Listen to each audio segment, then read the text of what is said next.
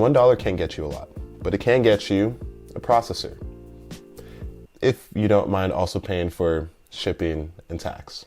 I've talked about this before, but when I was a wee lad, maybe about 7, 8 years ago, I built my first gaming computer. I had a Phenom 2 840 quad core, 4 gigs of RAM, and a Radeon 5670.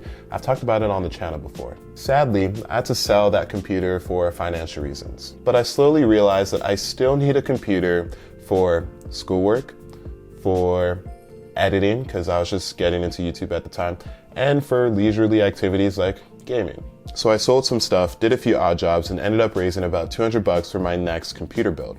And this computer, if memory serves me correctly, had 4 gigs of DDR3 memory, an LGA 1155 motherboard, about 250 gigs of SATA storage, an 8400GS that my uncle passed down to me, he didn't need anymore, and it had this guy right here, the Celeron G550. And last month, it went for 99 cents on eBay. Technically, it was 99 cents plus an extra like $6 for shipping, handling, and tax. But still, that base price of 99 cents, very surprising considering the price that I initially bought it for. And exactly why is this so important, Ozzy? I'll get into this more a little bit later towards the end of the video, but this processor gave me another chance at gaming, editing, and schoolwork when my financial situation just wasn't the greatest. And for that, I'm super grateful. So here's the 99-cent CPU that changed my life. Let's get into it.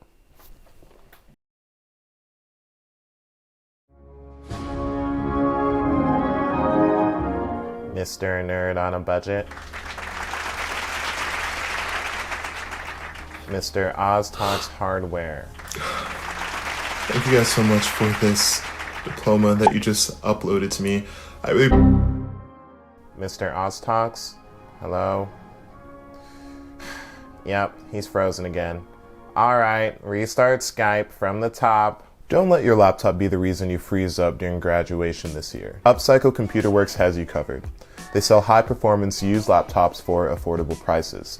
All the laptops are tested for quality, come with Windows 10, and have free shipping. With the coupon code OziLap, you can save $10 more on any laptop purchase on the website. And after 10 purchases from the website, UCW gives away a computer to a household in need. So your purchase gives back. Don't let your laptop hold you back during this quarantine season. Upgrade today at shopucw.com. And I'll be giving away this laptop to one of my viewers. All right, back to the video.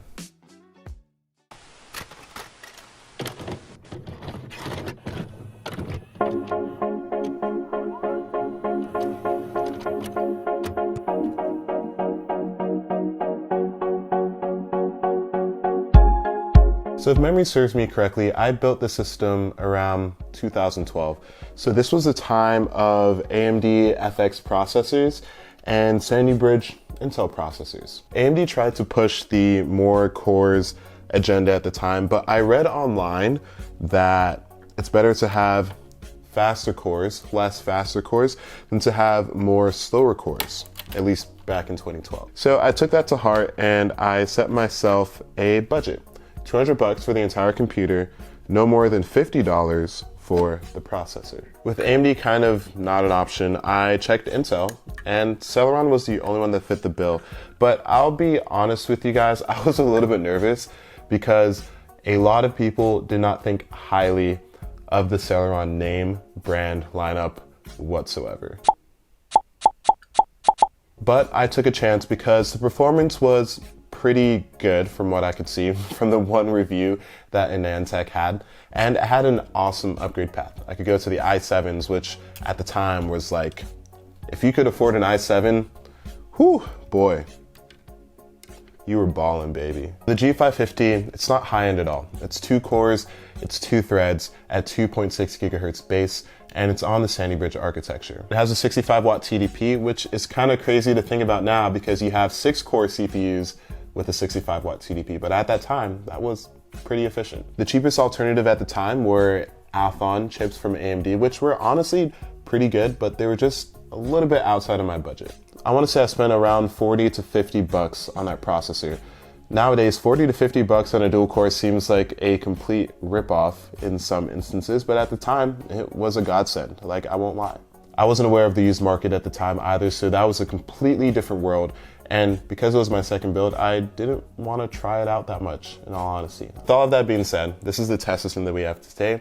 It is the Celeron G550, the Zotac H77 ITX AE. We have a GTX 770 and 8 gigs of RAM, clocked at 1600 megahertz in dual channel. Let's do some testing.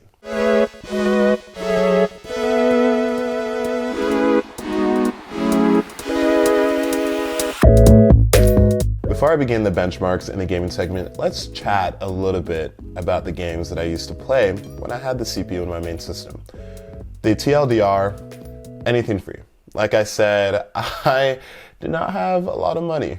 So back then I played a lot of MMOs and FPS arcade shooters. So one game was Raiders, an MMO, which is now dead. Another one was MicroVolts, which is also kind of a mix of an arena MMO, also dead.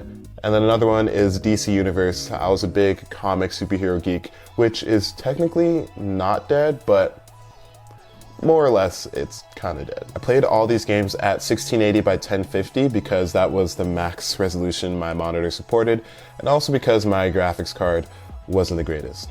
The 8400 GS is not going to get you very good frames. I found private servers for the games that are dead, which is awesome. We can still test them. And we'll also try a few modern games, CSGO, Fortnite, maybe some Crysis, just for the lulz. I ran some synthetic and rendering benchmarks as well, just because that was the start of content creation for me. But without any further ado, let's see how the Celeron performs. Toy Heroes, a microvolt private server, could only be played at 1920 by 1080 because my monitor natively supports 16 by 9. I used the maximum or best settings, despite most players using a mix of low and medium, because I wanted to push the game. It played smoothly with little hiccups, averaging over 100 FPS. The CPU usage wasn't bad either, sitting in the high 70s most of the time. Being a light arcade shooter from 2011, the performance makes a lot of sense. Raiders Revolution, which is a private server for Raiders, plays just how I remember it. Ugly and slow. Even with a GTX 770, the gameplay didn't captivate me because of the performance. If I didn't set the game to low performance mode before entering, it crashed. At 1920 by 1080, using the lowest settings, the 99-cent CPU combo displayed a respectable 48 average FPS with frame dips when I first entered combat or entered a new area. 1680 by 1050 provided a smoother experience overall, as you can see with the 1% lows, but the difference in graphics wasn't worth it. The CPU usage also sat in the upper 80s most of the time. DC Universe Online was the most interesting between all of my older games from this era because I expected it to perform the worst, but it wasn't far from MicroVolts. Using normal settings, the system performed very well on average, but there were huge lag spikes when I entered new areas. The performance difference between 1080p and 1050p isn't noticeable, but the difference in graphics is huge.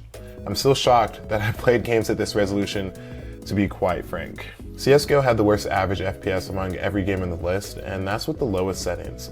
While I don't think it was unplayable, most casual gamers or competitors might, and I don't blame them. I suspect the low clock speed had something to do with this. Changing the resolution didn't provide a performance increase either. CPU usage was not pegged at 100%, so I assume an overclock, if it were possible, would get the system in the 60 FPS range. The last game I tested was Fortnite, and it was a hot mess. Firstly, it took 10 minutes to load into a match. Once I was loaded in, I completely skipped the lobby and was on the bus. I dropped at my regular spot, close to the farm, opened my parachute, and then this happened. This entire match, I kid you not, was full of glitches, and the sound was insanely choppy. Even though the performance metrics say otherwise, I would count this as unplayable. Cinebench R15 was another adventure. It took 6 minutes for the scene to render. The system ended with a 116 multi-threaded score. That's lower than the single-threaded scores for processors on the market today, but competing processors were around the same performance during that era. Lastly, editing was way better than I expected. I used Sony Vegas Pro 14 because that was my main video editing software back in the day. and I whipped up a quick 1-minute build montage video. I didn't have any fancy edits or effects, just different crops, cuts, and video overlays. Everything was responsive, and I only had to wait a few seconds maximum. The video preview was smooth when I changed playback to draft mode. 1080p took about 10 minutes to render, and 720p about 5 minutes to render. Man, revisiting this processor has taught me a lot. First of all, technology has made a lot of big advancements over the last 7-8 years, and more so over the last 3 to 4 years. The G550, a dual-core 65-watt TDP processor, was $50 back in 2012. Fast forward to today, and you can get yourself a 6-core, 12-threaded 65-watt TDP CPU on Amazon and Newegg right now for $80. It has been 8 years, but that's exactly the point. Technology is always making advancements, even when we expect that it won't. Secondly, my standards have changed. Back in 2012, 2013, I was okay with my videos taking 2 hours to render, but nowadays I expect them to be done within 30 minutes. I also uploaded in 720p, which brings me to my third point. The standards for content and consumer consumption has drastically changed too. In terms of streaming, 4K is now a viable option for a considerable amount of viewers. Graphics nowadays, even without bleeding edge technology such as real-time ray tracing, looks a lot cleaner and a lot more realistic. Back then, 24 to like 30 FPS was totally playable, and I was okay with that. Nowadays, a lot of people say anything less than 60 just doesn't cut it. If you're a PC gamer, that is. Console might be a little bit different. As my final point, I actually don't recommend buying this 99-cent CPU for your main computer. I think it's okay if you need a spare in case something happens or you need to update your BIOS, but in your main system, I don't think it's gonna cut it. That doesn't mean I regret my purchase though. I think it was the best decision I could have made at the time. If you've built a few personal computers before, or if you've upgraded a few times with your current build, whatever it may be, you might understand where I'm coming from. Throughout your entire computer build history, I feel like there are a few components that really stand out to you for 2 reasons.